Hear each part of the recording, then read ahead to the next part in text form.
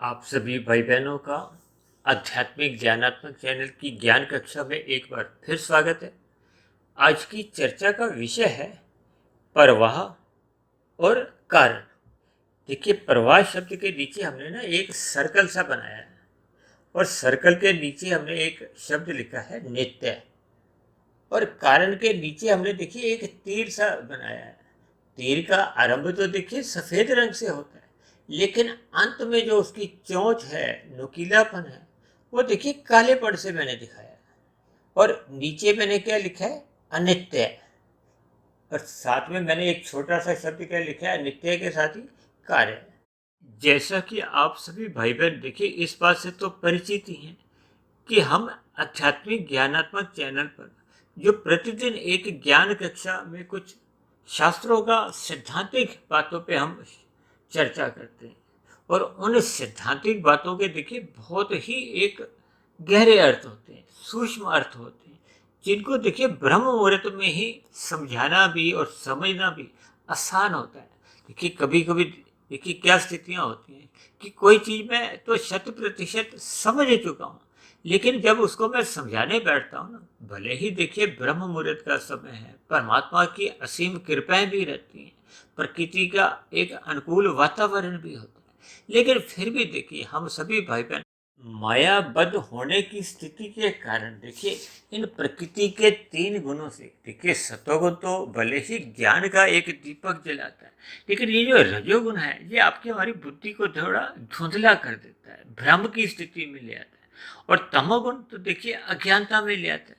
तो इन गुणों की क्योंकि अलग अलग स्थितियां होती हैं, तो जो मनुष्य देखिए जिस गुण से अधिक बंधा होता है, जो सा गुण उसके स्वभाव में आ चुका होता है, जो सा गुण उसके दिनचर्या में एक प्रधान स्थिति में होता है, फिर वैसे वैसे ही उसकी देखिए कुछ विवेक शक्ति जागृत हुई होती है।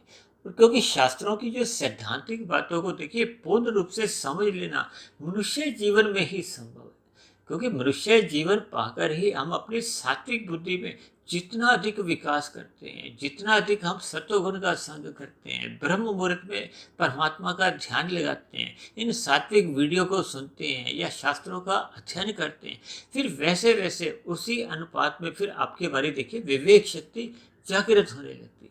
ये विवेक शक्ति जैसे जैसे जागृत होने लगती है, तो परमात्मा का जो एक ज्ञान विज्ञान है, देखिए परमात्मा का जो ज्ञान विज्ञान मूल रूप से देखिए ये प्रकृति के 3 गुणों से ही एक आरंभ होता है, क्योंकि भगवान श्री कृष्ण ने स्वयं इन 3 गुणों के ज्ञान को गुहत्व ज्ञान के नाम से संबोधित किया। और गीता में तो देखिए 13वां और 14वां अध्याय इन 3 गुणों के इर्द गिर्द ही एक अपनी क्रियाएं बताता है, कैसे कैसे उसके लक्षण हैं, ये कैसे कैसे कार्य करते हैं, ये तमोगुण और रजोगुण कैसे कैसे मनुष्य जोनी में बांधते हैं, और जो सतोगुण है ये मोक्ष की ओर ले जाता है। क्योंकि शास्त्रों में तो देखिए 84 लाख प्रकार की जोनियां बताई गई। इन 84 लाख प्रकार की जोनियों में एकमात्र मनुष्य जोनि ही ऐसी जोनि है जब हम सत्संग कर सकते हैं, शास्त्रों का अध्ययन कर सकते हैं, और मनुष्य जोनि में ही देखिए हम बंधते भी हैं। बंधने का अभिप्राय है कि मनुष्य जोनि एक कर्म जोनि है, साधना जोनि है। कर्मों से हम देखिए बंधते हैं, और साधना करके हम इन बंधनों को देखिए कमजोर करते हैं या समाप्त करते हैं। क्योंकि मनुष्य जोनि को आदि जन्म भी कहा जाता है। आदि जन्म का अभिप्राय है कि मनुष्य जोनि पाकर हम जैसा जैसा कर्माशय बनाते हैं, जैसे जैसे उन कर्माशय से संबंधित संस्कार बनाते हैं, क्योंकि संस्कारों की स्थिति तो देखिए मनुष्य जोनि में ही प्लस माइनस होती है, उनमें सुधार भी हो सकता है, और लापरवाही करने से या असावधानी होने से इनमें देखिए बिगाड़ भी आ जाता है। बिगाड़ का अभिप्राय देखिए शुभ संस्कारों से है, सुधार का अभिप्राय शुभ संस्कारों से है। जैसे जैसे देखिए हम साधना करते हैं, निष्काम भाव से कर्म करते हैं, देखिए साधना उसी दिन ही आरंभ होती है जिस दिन मनुष्य निष्काम भाव से कर्म करना आरंभ करता है, जिसको शास्त्रों में भगवान श्री कृष्ण ने कर्म योग का एक नाम दिया है। कर्म योग से आगे की स्थिति का नाम देखिए ज्ञान योग है। ज्ञान योग से भी आगे की स्थिति का नाम भक्ति योग है। क्योंकि योग का अभिप्राय क्या होता है कि जब आत्मा परमात्मा के सम्मुख हो जाती है, क्योंकि आत्मा एक चेतन तत्व है और परमात्मा एक परम चेतन तत्व है। परम चेतन सत्ता केवल एक ही होती है, कोई दो तीन चार नहीं। भले ही परमात्मा के देखिए कितने ही स्वरूप हैं, लेकिन मूल सत्ता एक ही मानी गई है। जबकि हम सभी आत्मा तो देखिए अनंत है। भले ही इनकी संख्या निश्चित है, क्योंकि जन्म मरण से रहित है, इसलिए कम भी नहीं हो सकती और अधिक भी नहीं हो सकती। लेकिन इतनी अनंत है कि कहने में लिखने में कहीं भी देखिए, शास्त्रों में भी इसका कोई वर्णन नहीं, क्योंकि इतनी अनंत है कि वो लिखने में भी नहीं आती और बोलने में भी नहीं आती। लेकिन निश्चित इसलिए क्योंकि ये जन्म मरण से रहित है। आत्मा देखिए एक नित्य तत्व है, इसका ना जन्म होता है ना फिर इसका मरण होता है। जब जन्म ही नहीं होता तो फिर मरण भी नहीं हो सकता। तो इन सभी स्थितियों को हम जितना जितना यथार्थ रूप में देखिए समझ लेते हैं, क्योंकि परमात्मा का ज्ञान विज्ञान देखिए, ये जो प्रकृति के जो तीन गुण हैं इनको नित्य कहा जाता है। देखिए नित्य का अभिप्राय मैंने प्रवाह से लिया, क्योंकि इसका कोई आरंभ तो है नहीं। देखिए कारण का तो कोई भी एक आरंभ होता है कि इस तारीख से ये आरंभ हुआ है, तो उसका एक निश्चित कार्यकाल होता है। ये जो सृष्टि का जब आरंभ होता है उसको ही एक कारण से जोड़ा जाता है। कारण देखिए नित्य होता है, कारण को हम प्रवाह से जोड़ सकते हैं। इसीलिए तो देखिए मैंने आज की चर्चा को थोड़ा और एक आसान बनाने के लिए मैंने दो चिन्ह बनाए हैं। पहला चिन्ह देखिए, प्रवाह के नीचे मैंने एक सर्कल सा बनाया। अब सर्कल में तो देखिए कोई एक किनारा नहीं है कि कहाँ से शुरू हुआ। इसीलिए तो शास्त्रों में देखिए एक शब्द आता है कि ये जो सृष्टि का जो एक क्रम चलता आ रहा है, इसका कोई निश्चित समय नहीं है। कब से, अनादिकाल से, आप करोड़ वर्ष, अरब वर्ष, खरब खरब खरब जितने मर्जी पीछे चले, देखिए ये एक प्रवाह से चलता है। इसलिए देखिए मैंने परमात्मा की प्रेरणा से ये जो मैंने सर्कल बनाया है, ये इसलिए कि ये इसी प्रवाह को ही दर्शाता है कि जिसका कोई और शोर नहीं है। इसलिए ये देखिए एक नित्य तत्व है। देखिए शास्त्रों में तीन तत्वों को नित्य कहा जाता है।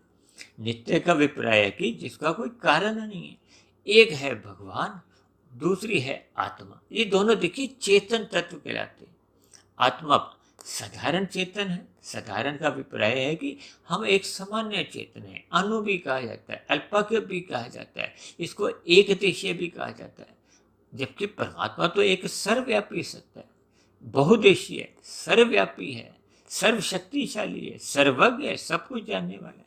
देखिए हम आत्मा तो अपने प्रति ही केवल सचेत रहती हैं, जानकारी रखती हैं।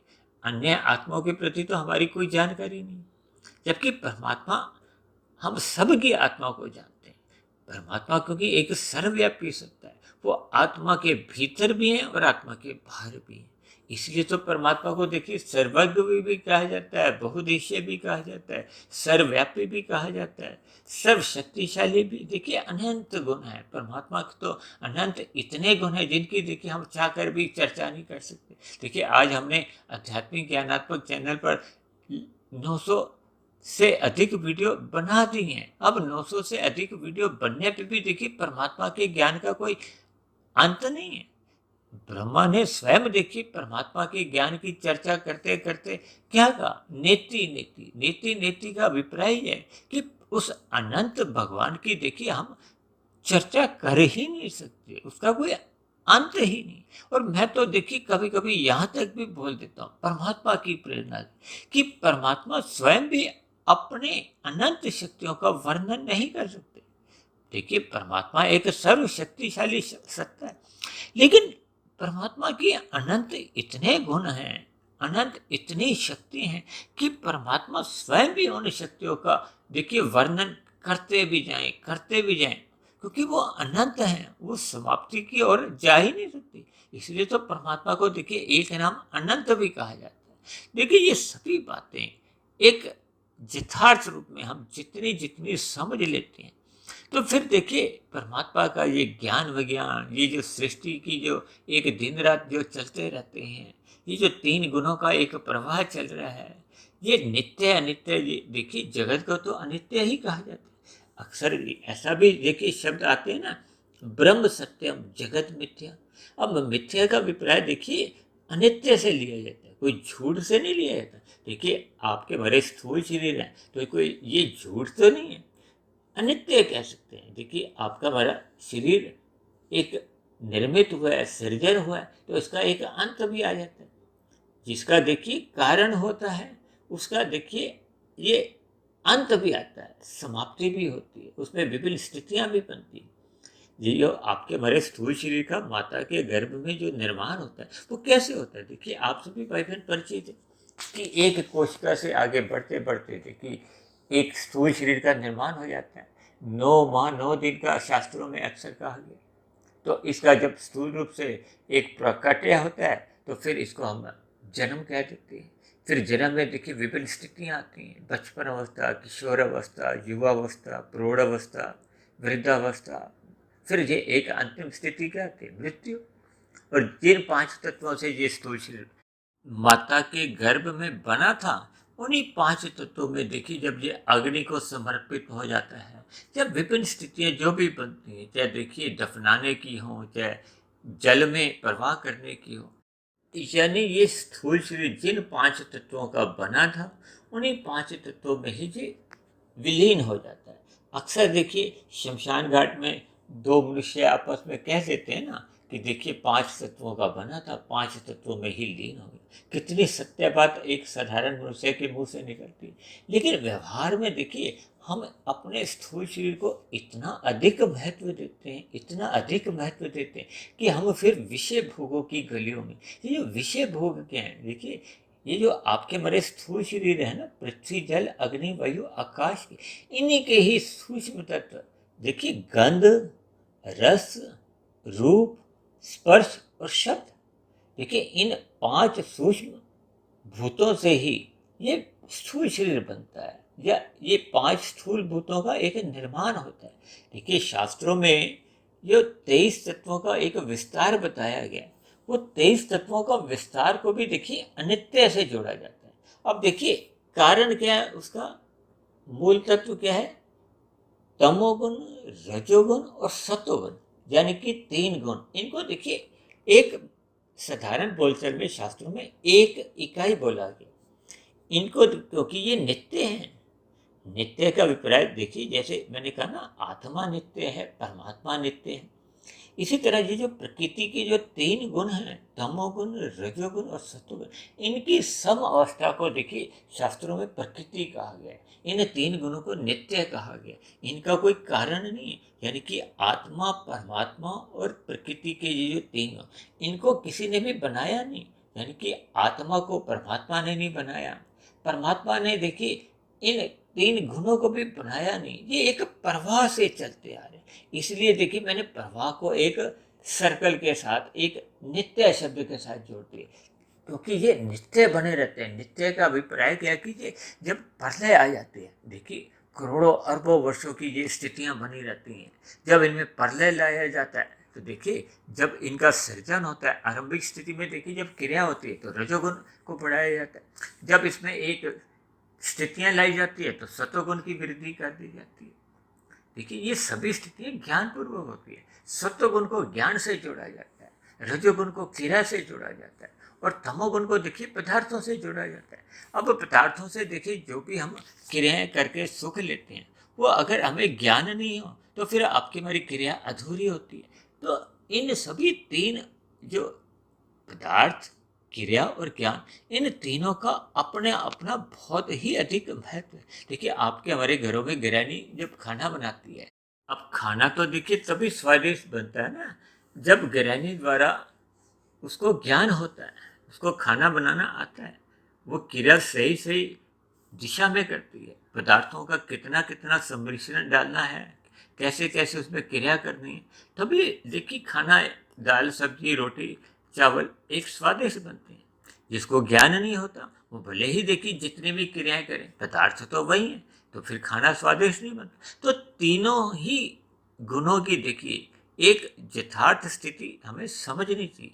हम भी तो देखिए प्रतिदिन जितने भी कार्य करते हैं, उन कार्यों में भी देखिए यदि हमें ज्ञान नहीं हो तो आपकी हमारी क्रिया देखिए उन पदार्थों पे सही एक कुशल हो नहीं पाती, हमें अच्छे परिणाम नहीं मिलते। तो इन सभी स्थितियों को देखिए हमें समझना होगा। शास्त्रों में कहा गया कि जब इन 3 गुणों की सम अवस्था होती है उसको प्रकृति कहा जाता है। जबकि देखिए एक साधारण मनुष्य है, ज्ञान के अभाव में देखिए जब हमें शास्त्रों का मूल ज्ञान यथार्थ रूप में समझ नहीं आता तो एक साधारण मनुष्य देखिए पृथ्वी जल अग्नि वायु आकाश को ही एक प्रकृति समझ लेता है। और अक्सर देखिए आकाश को तो हम जब भी समझाते हैं तो क्या कहते हैं, ऊपर की ओर देखते हैं, चांद सितारे सूरज की ओर देखते हैं। जबकि आकाश का मतलब क्या है, देखिए हम कमरे में बैठे हो तो जो खाली जगह होती है उसका नाम आकाश है। तो किसी भी प्रकार की देखिए खाली जगह हो तो उसको आकाश नाम से पुकारा जाता है। तो ये सभी स्थितियां देखिए जैसे जैसे हमें ज्ञान की समझ में आती है तो प्रकृति का ज्ञान विज्ञान जब हमें पूर्ण रूप से देखिए समझ में आ जाता है तो फिर हमें परमात्मा की एक विस्माद हो जाते हैं। हम परमात्मा के प्रति इतना ही एक कृतज्ञ हो जाते हैं कि फिर परमात्मा से प्रीति किए बिना हम रह ही नहीं सकते। फिर ये जो प्रकृति के ये जो 3 गुण हैं इनसे फिर हम सकाम भाव से बंधते नहीं हैं। गीता में भगवान श्री कृष्ण ने क्या क्या कि इन गुणों को अपने प्रभाव में कार्य करने दो, इनसे हमने देखिए सकाम भाव से बंधना नहीं है। ये जो हम स्थूल शरीर की अवस्थाओं के लिए भी देखिए सकाम भाव से जो कर्म करते हैं शास्त्रों में उसको भी देखिए निष्कामता का ही एक आयाम दिया है, क्योंकि हम अपने भोग के लिए कर्म नहीं करते। देखिए स्थूल शरीर की जो आवश्यकता है यदि हम आवश्यकताओं की पूर्ति के लिए सकाम भाव से भी कर्म करते हैं तो उनको भी निष्कामता में ही ले लिया जाता है। लेकिन जब हम भोग प्रेरित कर्म करते हैं, देखिए आवश्यकता तो स्थूल शरीर की दाल रोटी की है, यदि हम चाहते हैं मलाई कोफ्ता मिले, खीर मिले, 2-2 3-3 सब्जियां मिले, सलाद मिले, विभिन्न प्रकार की देखिए हम इच्छाएं पाल लेते हैं। अब 2-4 जोड़ी वस्त्र पहनना तो आपकी हमारी एक आवश्यकता है, उसमें हम देखिए कितनी ही अलमारी भर देते हैं। तो ये सभी स्थितियां देखिए एक भोग की ओर ले जाती हैं। और जब मनुष्य देखिए भोग करता है तो भोग का एक अंतिम परिणाम क्या आता है, रोग। देखिए रोग की विभिन्न एक अर्थ गिने जाते हैं। रोग को मुख्य रूप से तो देखिए दुखों से जोड़ा जाता है। कोई भी रोग देखिए कोई खुशी लेकर नहीं आता, देखिए कोई बैंड बाजा बजाता हुआ तो नहीं आता, वो तो हमें रुलाता है। देखिए ये एक यथार्थ स्थिति है। जब जब आपके हमारे जीवन में देखिए दुख आते हैं तो मनुष्य देखिए उस संताप में एक बहुत ही दुखी होता है। और जब देखिए आपके हमारे घरों में कोई खुशियाँ होती हैं तो हम बैंड बाजा बजाते हैं ना, खुशी जाहिर करते हैं। और जब जब दुख आते हैं तो देखिए आपकी हमारी क्या स्थितियाँ होती हैं, ये हम सभी भाई बहन अच्छी तरह जानते हैं। भगवान श्री कृष्ण ने तो इस जगत को देखिए दुखालय नाम से संबोधित किया, क्योंकि इस जगत में देखिए दुख तो बने ही रहते हैं, क्योंकि प्रकृति अपने आप में ही देखिए एक दुख में गिनी जाती है, अंधकार में गिनी जाती है।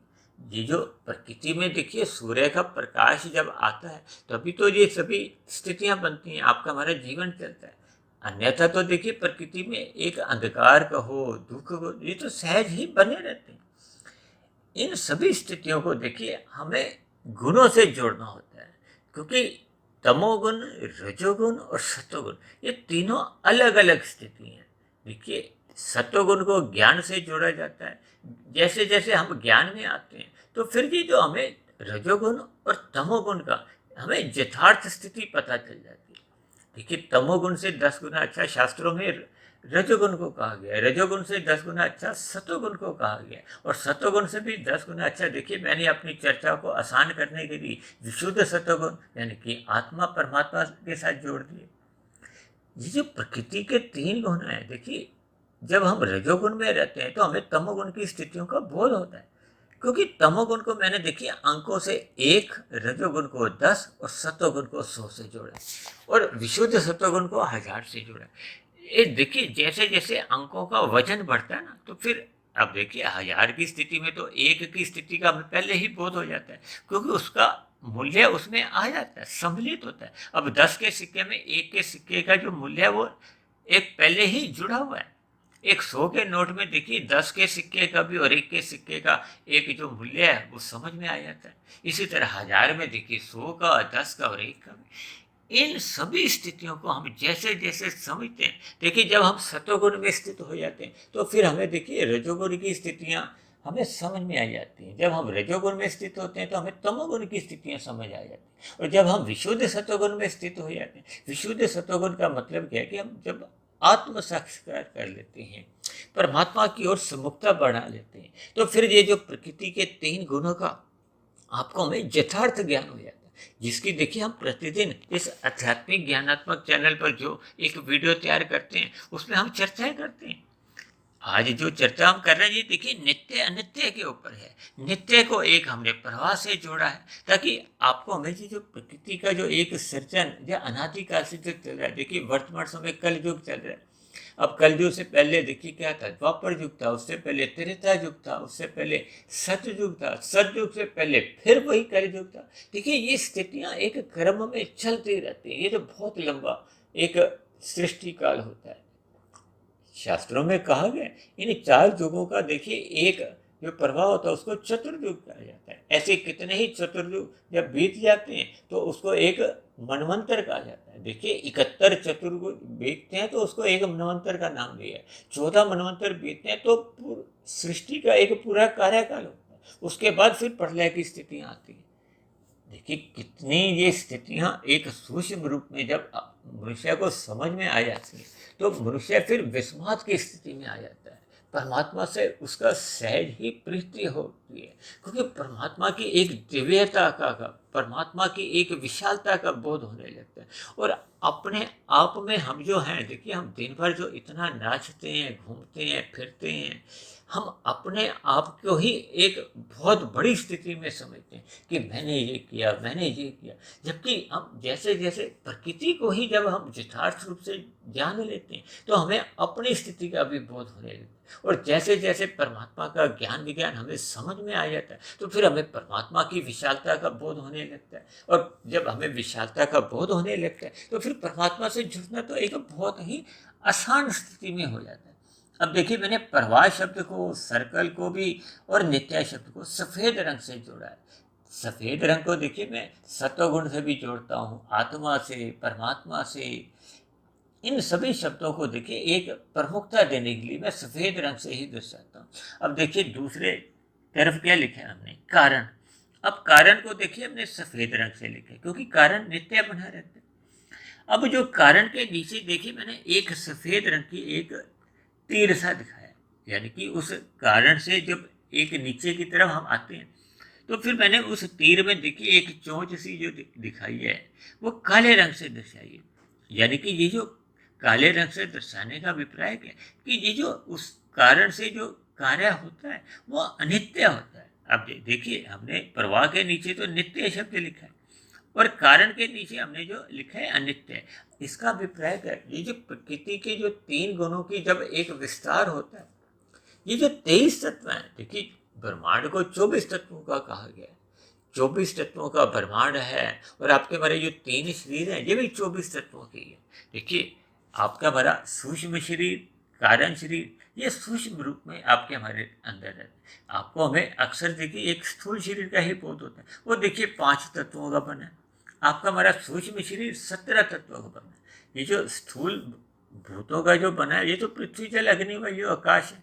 आपका स्थूल शरीर जो बना है और सूक्ष्म शरीर क्या है, 5 भोग्य विषय हैं। यानी कि स्थूल शरीर के जो 5 सूक्ष्म तत्व हैं, गंध, रस, रूप, स्पर्श और शब्द, और 5 ज्ञानेंद्रियां, 5 कर्मेंद्रियां। देखिए ये ज्ञानेंद्रियां और कर्मेंद्रियां ये सूक्ष्म रूप में एक शक्ति रूप में सूक्ष्म शरीर में रहती है। जबकि ये जो स्थूल शरीर की जो कर्मेंद्रियां हैं और 5 ज्ञानेंद्रियां, इनको गोलक कहा जाता है। इनसे कभी कभी देखिए किसी मनुष्य की एक अपंगता भी आप देख सकते हो, लेकिन सूक्ष्म शरीर के स्तर पर इनकी अपंगता कभी नहीं होती।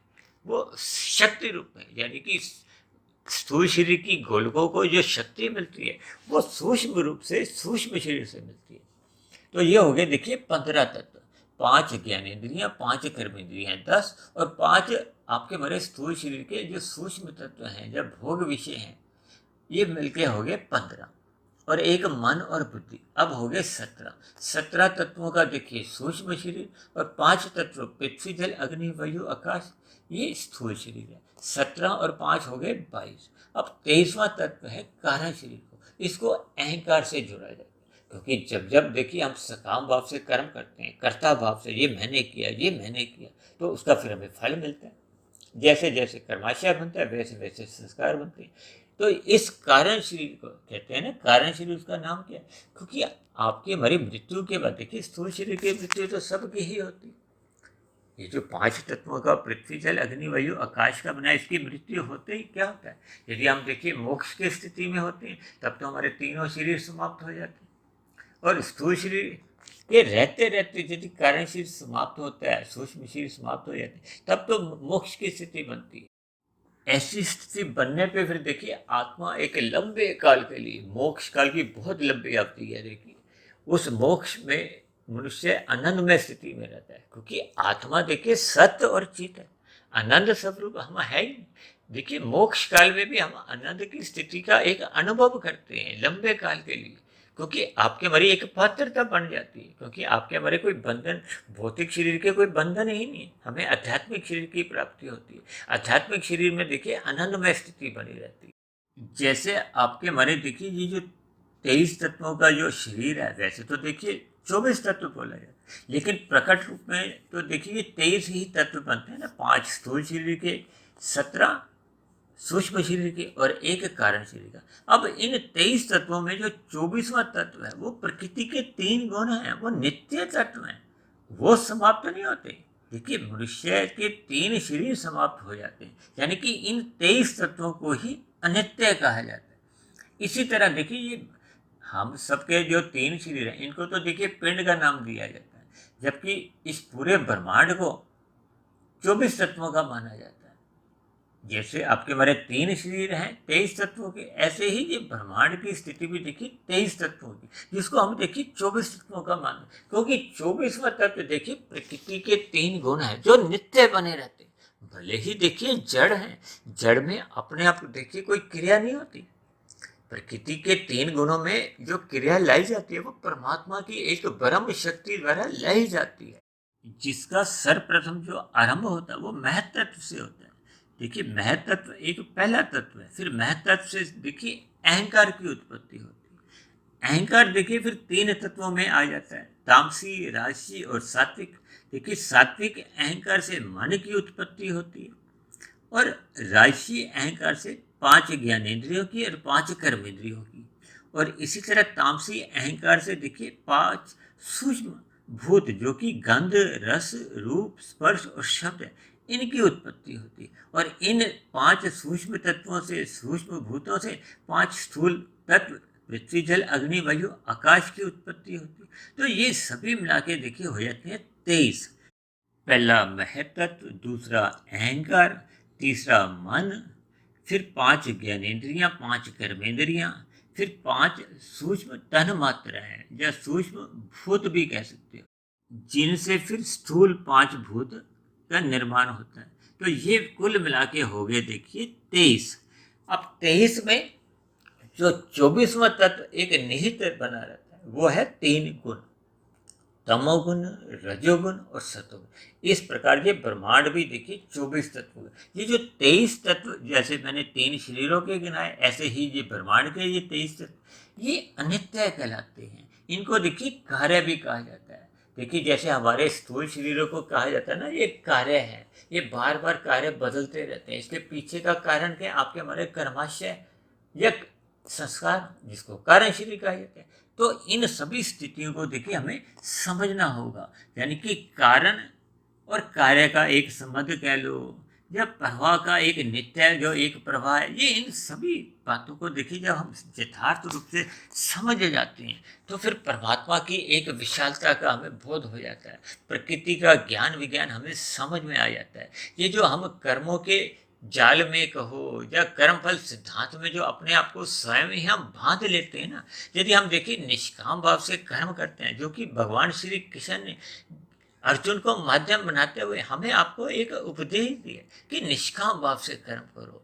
निष्काम भाव से कर्म करने से ही आपकी हमारी देखिए साधना आरंभ होती है। फिर साधना की जैसे जैसे आगे स्थितियां बनती हैं तो फिर हम एक ऐसी स्थिति में पहुंच जाते हैं कि कारण शरीर में आपके हमारे जो एक अज्ञानता के संस्कार हैं, भोग के जो संस्कार हैं, जो पहले के देखिए बने हुए हैं, वो धीरे धीरे सत्संग करने से समाप्त होते हैं। ये सत्संग करना देखिए सत्वगुण का संग करने से लिया जाता है। जैसे जैसे हम सत्संग करते रहते हैं तो आपका हमारा सत्वगुण बढ़ता है। जब सत्वगुण बढ़ने लगता है तो रजोगुण मर्यादा में आ जाता है। जब रजोगुण मर्यादा में आ जाता है तो फिर तमोगुण की एक बुराइयों से मनुष्य बच जाता है। ये सभी स्थितियां देखिए हमें ज्ञान पूर्वक समझनी होगी। जैसे जैसे हम देखिए सत्वगुण में स्थित हो जाते हैं, ज्ञान स्थित हो जाता है, तो फिर परमात्मा की एक भक्ति सहज ही आरंभ हो जाती है। ये भक्ति क्या है? साधना है। देखिए विशुद्ध सत्वगुणी सत्ता से जितना जितना हम जुड़ते जाते हैं तो आपके हमारे कार्य शरीर में जो अज्ञानता के संस्कार होते हैं वो क्रमशः दग्ध बीज होने लगते हैं। देखिए ये इतना आसान नहीं है। एक जन्म भी छोटा पड़ जाता है, कई बार तो देखिए 10 जन्म भी छोटे पड़ जाते हैं, लेकिन फिर भी देखिए मनुष्य योनि पाकर हमें इसका आरंभ करना होगा। आरंभ करने का अभिप्राय देखिए सत्संग करने से है।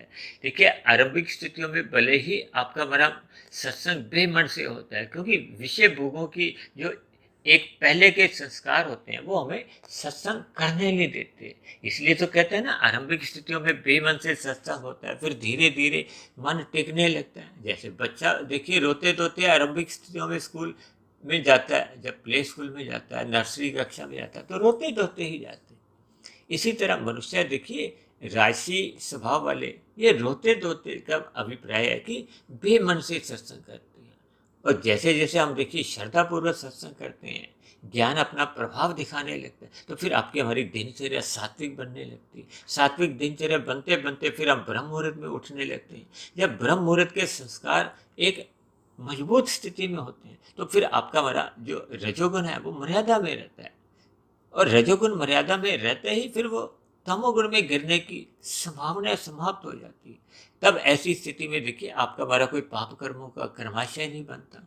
तब मनुष्य की कम से कम ये अधोगति की स्थितियां नहीं बनती, और मनुष्य की जितनी संभव हो पाता है वो फिर आध्यात्मिक उन्नति आरंभ हो जाती है। आध्यात्मिक उन्नति आरंभ होने से फिर देखिए आपके हमारी वो की गई साधना बेकार नहीं जाती। हमें पुनः मनुष्य योनि का जन्म मिलता है, फिर हम अगले मनुष्य योनि में और आगे की साधना करते हैं। ये आगे की साधना करते करते आपकी हमारी स्थिति मजबूत होती जाती है। तो फिर हमारी जब 100% विवेक शक्ति जाग जाती है, या अज्ञानता के जो संस्कार हैं, भोग के जो संस्कार हैं, वो कारण शरीर से समाप्त हो जाते हैं। आत्मा अपने मूल स्थिति में आ जाती है। देखिए जब कारण का एक आत्मा के ऊपर जो एक आवरण होता है, ये आवरण वैसे तो देखिए मल रूपी तमोगुण से होता है, ये रजोगुण को भी एक आवरण एक विशेष रूप में कहा गया। ये जैसे जैसे देखिए समाप्त हो जाते हैं तो आत्मा तो देखिए पहले ही ज्ञानवान है, वो अपनी मूल स्थिति में आ जाती है। तो जब आत्मा पर ये 3 शरीरों के बंधन नहीं होते, देखिए एक शरीर का बंधन तो बिना साधना के अपने आप ही सबके समाप्त होते हैं।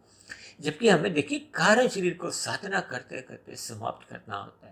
तो ऐसी सभी शुभ स्थितियां हम सभी भाई बहनों के जीवन में तभी बन पाती हैं जब मनुष्य श्रद्धापूर्वक सत्संग करता है। तो ऐसी सभी शुभ स्थितियां हम सभी भाई बहनों के जीवन में भी बने। देखिए आज की चर्चा कुछ विशेष गंभीर थी, हो सकता है समझाने में मेरे से भी कुछ कमी रह सकती है, क्योंकि मैं भी देखिए मायावत की स्थिति में ही हूँ।